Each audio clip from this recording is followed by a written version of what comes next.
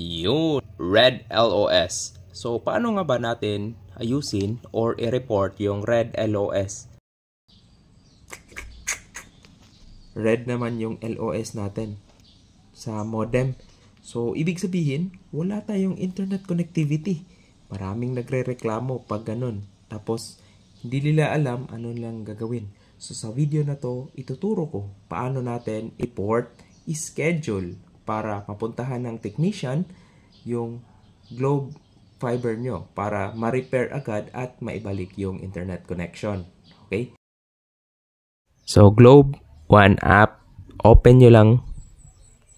Tapos maglo-load na yan. Make sure na yung fiber account nyo is naka-enroll dito sa Globe One app. Yan yung first step after installation. So, yan. Tapos punta kayo sa baba. Tapos help. Tapos yan. Select nyo yung Globe Broadband nyo na merong problema. Sa akin, pinakababa. So, yun. Tapos report connection issue. Yung isi-select nyo. So, yun. Marami tayong option. Tapos, I cannot connect to the internet. Tapos, yan. In progress, i-check nila yan sa system kung meron ba kayong pending na balance, network outages, or merong ibang issue sa account. So, yan. I-run through lang yung checking. After checking, yun, nag-green. So, walang problema, walang outage area. Pag may outage naman yun, wala.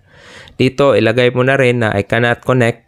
Tapos, lagay mo lang na red modem LOS. So, loss of signal pag naka-red. So, yun. After nun, yan, nag-report na yan.